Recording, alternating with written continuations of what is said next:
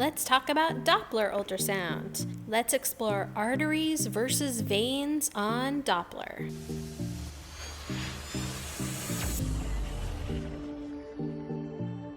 When distinguishing between arteries and veins on a grayscale ultrasound image, arteries are going to pulsate, and the arteries have thick walls, and they're not going to be able to be compressed with transducer pressure.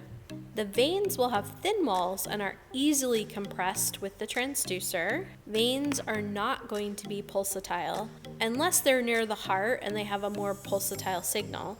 Veins are also phasic. You can watch larger veins like the IVC get smaller or collapse upon deep inspiration. To tell the difference between the hepatic veins versus the portal veins, the hepatic veins have very thin white walls and they also drain into the IVC, where the portal veins have thick, fibrous, echogenic white walls. On ultrasound, a color Doppler map is split into three main components. The baseline, which is black colored, and this area separates the positive and the negative Doppler shifts, and it's an area of zero flow or zero Doppler shift. Then you have the area above the baseline. This represents positive Doppler shifts. This is flow moving towards the transducer, and it can be set to different colors, but a positive Doppler shift will always be represented by the color that's at the top of the color Doppler map. Next, you have the area below the baseline, and this is the area that represents negative Doppler shifts. This is flow moving away from the transducer, and it can be set to different colors, but the colors at the bottom of the color Doppler map will always represent negative Doppler shifts. On the color Doppler map, brighter colors represent higher velocity flow, darker colors represent lower velocity flow, and mosaic colors represent mixed velocity flow. And this is aliasing that's due to either pathology, artifact, or improper machine settings. Arteries on color Doppler will primarily display flow towards the transducer and a positive Doppler shift. Veins on color Doppler will primarily display flow away from the transducer and a negative Doppler shift. Note that this does not always apply. For example, normal portal vein flow is towards the transducer and above the baseline, even though it's a vein. Other considerations when using color Doppler: a black color signal means that the area of flow is perpendicular to the transducer, 90 degrees, and also a positive Doppler shift is not always red and a negative Doppler shift is not always blue. These colors can easily be inverted and changed. In this image, the yellow arrow depicts the direction of the ultrasound beam or the location of the transducer. Red is the color on top of the color Doppler map. In this image, red represents flow towards the transducer or above the baseline, and on this color Doppler map, blue is below the baseline and it represents flow away from the transducer or below the baseline. So the vessel on the top of this image is blue and is flowing away from the transducer, while the vessel on the bottom of this image is red and is flowing towards the transducer. Pulsed wave spectral Doppler collects Doppler information from a small area known as the sample gate or the sample volume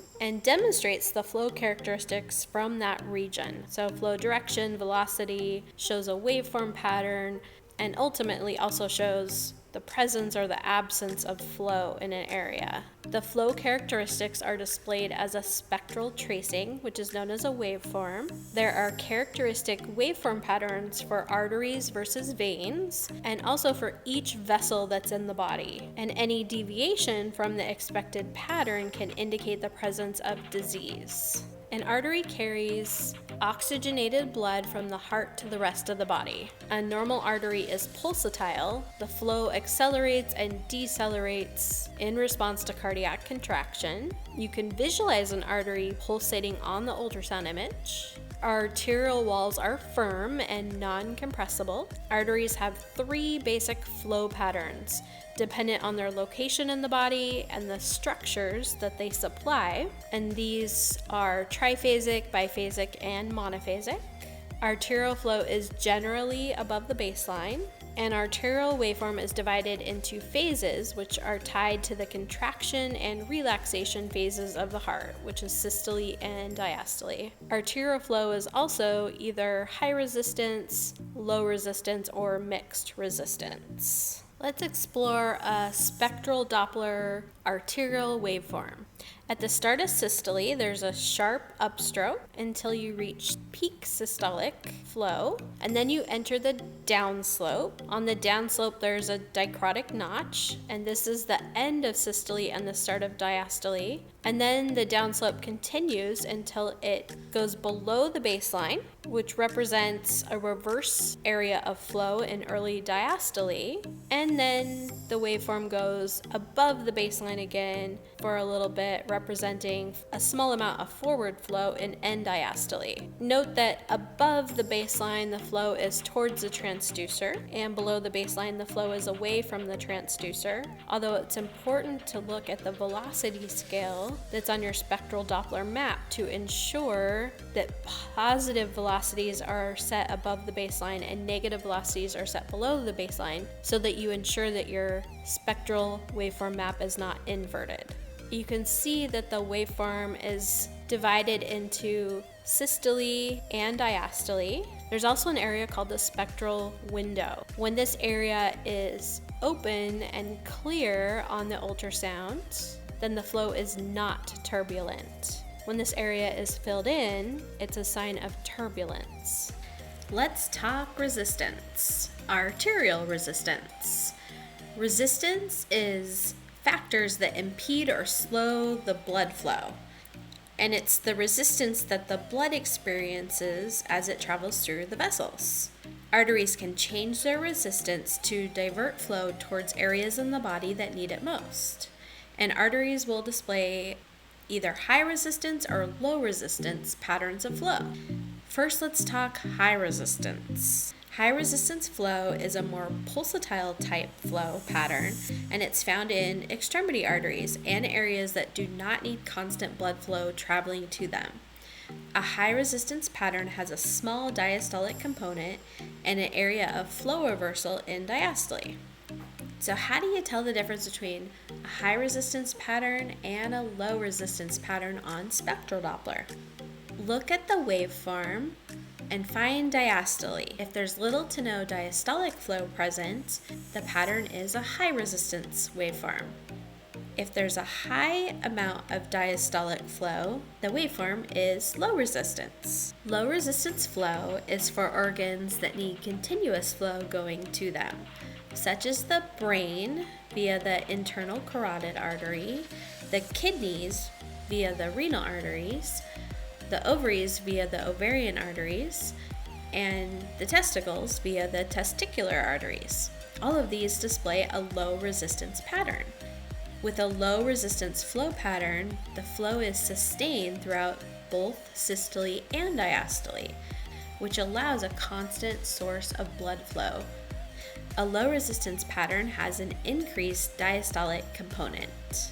Pulsatility is blood moving through the vessels at a variable velocity, which is dependent on the beat of the heart. So a rhythmic beat, a pulsation. The flow velocity accelerates and decelerates as a result of cardiac contractions. This is a normal flow pattern for arteries. Pulsatility looks at the maximum systolic, minimum diastolic, and the mean velocity magnitudes. And as diastolic flow increases, pulsatility decreases. First, let's talk about arterial pulsatility. As a general rule, arteries should be pulsatile. A high pulsatility pattern has little to no diastolic flow, has steep slopes, higher velocity flows, and sharp systolic peaks. A low pulsatility pattern has higher diastolic flow, shallow slopes, lower velocity flow, and broad systolic peaks. Venous pulsatility is a bit different. Normal veins are non-pulsatile. They're phasic, and phasic means that the flow accelerates and decelerates in response to respiration. Although veins that are located very near the heart can display a pulsatile pattern. On spectral Doppler ultrasound, A venous high pulsatility signal will show sharp peaks, which are pointed peaks, where a lower pulsatile venous signal will display rounded peaks. For veins, it's normal to have a lower pulsatility pattern with rounded peaks, unless it's a vein that's located near the heart, in which case you'll see the sharp pointed peaks. There's 3 flow patterns for arteries on spectral Doppler: triphasic, biphasic, and monophasic. First, let's talk about triphasic arterial flow. With triphasic arterial flow, there's rapid antegrade flow in systole, a reversal of flow in early diastole, where the flow travels below the baseline, and then slow antegrade flow in late diastole, where the flow returns up above the baseline. This is a normal, high resistance flow pattern, which we commonly see in extremity arteries. The next type of arterial waveform is known as biphasic flow. Biphasic arterial flow loses its late diastolic flow components. It's missing that late diastolic forward flow. There's rapid antegrade flow in systole, a reversal of flow below the baseline in early diastole, and then Doppler silence in late systole. So the waveform does not come back up above the baseline in late diastole. Our third arterial spectral Doppler waveform is known as monophasic flow. With monophasic flow, there's rapid antegrade flow in systole and slow antegrade flow in diastole. Usually, there's low velocity flow, rounded peaks, and turbulence with this type of waveform. Flow stays on one side of the baseline with no reversal of flow in early diastole. Monophasic flow is a low resistance pattern of blood flow. Let's talk about veins on spectral Doppler. Veins are blood vessels that carry deoxygenated blood from the body back to the heart. There are 5 characteristics of normal veins: spontaneous, non-pulsatile, phasic, augmentable, and compressible. In a venous waveform, the venous flow is generally phasic and below the baseline and away from the transducer. Not all veins follow this pattern though. An example is the portal vein, which is going to be above the baseline, although a portal vein does have phasic flow pattern. Let's talk about the 5 features of normal veins on spectral Doppler ultrasound. Number 1 is spontaneous. Venous flow is spontaneous flow, which means it occurs by itself with no external stimuli. The flow is present without augmentation. Augmentation is forcing the flow, usually by squeezing the leg or arm. Absence of spontaneous flow in a vein can indicate obstruction. Feature number 5 on spectral Doppler of normal veins is non-pulsatility. Normal veins are phasic, and this means the flow is going to accelerate and decelerate in response to respiration, rather than a pulsatile pattern like an artery where the flow accelerates and decelerates in response to cardiac contraction. The exception to phasic veins are veins that are located close to the heart, which are known as the central veins, and these display a venous signal that's more pulsatile. A pulsatile venous pattern on spectral Doppler means that there's going to be sharp Doppler peaks on the spectral waveform, rather than a more phasic pattern, which is rounded Doppler peaks on the spectral waveform. In the top image, it's a phasic pattern, and this is the portal vein, so flow is actually above the baseline, which is normal for portal vein flow. And this venous Doppler pattern, the flow is accelerating and decelerating, and there's rounded peaks, meaning it's a phasic pattern. In the bottom image, the pattern is more pulsatile, and this is a venous Doppler pattern where it's affected by proximity to the heart, sharp peaks. You'll see that the peaks are no longer rounded, but they're more pointy. T. The central veins, which are the internal jugular vein, the subclavian vein, innominate vein, and the superior vena cava, are the ones that are notorious for being pulsatile because they're so close to the heart. Although there's other veins that can also display a pulsatile signal, such as the hepatic veins. Pulsatility in extremity veins, other than the central veins or the hepatic veins, can suggest heart issues, where a lack of pulsatility in the central veins can suggest venous obstruction, which is thrombus. The third spectral Doppler ultrasound feature of a normal vein is that normal veins have phasic flow. This is a blood flow pattern that varies with respiration. The waveform is going to go up and down, which is acceleration and deceleration of the flow in response to inhalation and exhalation, respiration. This is a normal flow pattern of veins. An abnormal flow pattern, or the opposite of phasic flow, would be continuous flow. And this means there's no flow variation in response to respiration or cardiac contraction. There's flow present, so it's not an absent Doppler signal, but it's an abnormal signal. And the key to this is the waveform is very flat. There's no undulations of the waveform, no sharp peaks or rounded peaks. There's no flow acceleration or deceleration. And this is an abnormal spectral Doppler pattern for both arteries and veins.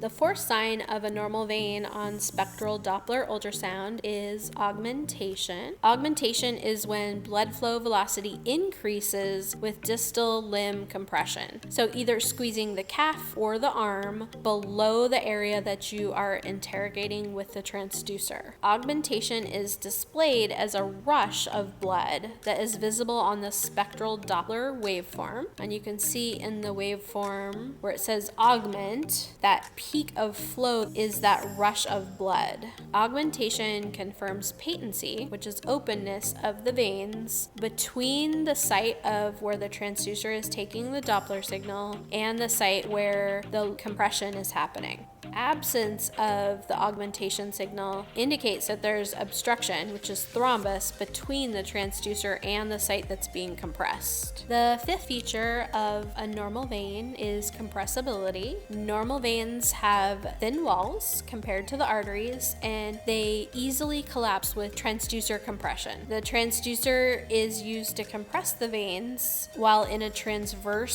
scanning plane. Veins that fail to compress or only partially collapse are indicative of thrombus within the vein. Let's talk about some common pitfalls when identifying arteries versus veins on ultrasound, whether it be Grayscale, Color Doppler, or Spectral Doppler. Probably the biggest one is misidentifying the portal vein versus the hepatic vein. And portal veins have bright echogenic thick walls, while hepatic veins have very thin white walls, and they also flow into the IVC. And number two, misunderstanding that arteries are not always a positive Doppler shift and veins are not always a negative Doppler shift. An example of this would be the portal vein. Number three, if the color Doppler invert key is pressed, this flips the color that's assigned to the top and the bottom of the color Doppler map. And if you don't notice that your color Doppler map is inverted, this can make you think that the flow is going in a different direction than you are expecting. Number four, if your color Doppler box is steered opposite direction of how the vessel is lying, this will make you think that your flow is going the reverse direction than what it is actually traveling. Number five, if your spectral waveform is inverted, so your positive Doppler shifts and your negative velocity shifts are reversed, and you can note this on the velocity scale. Pay attention to where the positive and the negative flow numbers are. Number six, pathology in a vessel can cause a different waveform than expected, and this can lead to vessel misidentification. Number seven, if you misunderstand the definition of antegrade and retrograde. A common misconception is that antegrade flow is always above the baseline and retrograde flow is always below the baseline. In reality, antegrade flow means that flow is traveling in the expected direction for a vessel, and retrograde flow is the opposite. flow that is traveling in a direction that's not expected for that vessel. So let's use the portal vein flow as an example. Portal vein flow that's going into the liver or towards the transducer and above the baseline is the expected direction for portal vein flow. And so this is antegrade flow. Even though normally for a vein you would see flow below the baseline or away from the transducer. Number 7, misunderstanding that veins can have pulsatile patterns when they are near the heart. This can cause people to mix up arteries and veins on ultrasound. Number 8, if you misidentify where your transducer is. So if you think your transducer, where the ultrasound beam is on the opposite side of the color box than its true location. It's always important to know where is the location of your transducer. And I teach this skill in another one of my videos titled Doppler Ultrasound, Understanding Direction of Flow, if you need a review on that topic. And then lastly, number 9, if you are scanning with your transducer backwards, so the notch is not either facing towards you if you're in a transverse plane or facing to the patient's head if you are in a sagittal plane, or if your ultrasound image orientation is flipped. So always look at your image orientation marker on the ultrasound screen to ensure that you haven't reversed your image orientation. Either the transducer backwards or the image orientation being flipped can also cause you to misidentify arteries and veins on ultrasound mistakenly. Want to learn more about ultrasounds? Like, comment, and subscribe, and tune in for our next video on Wednesdays.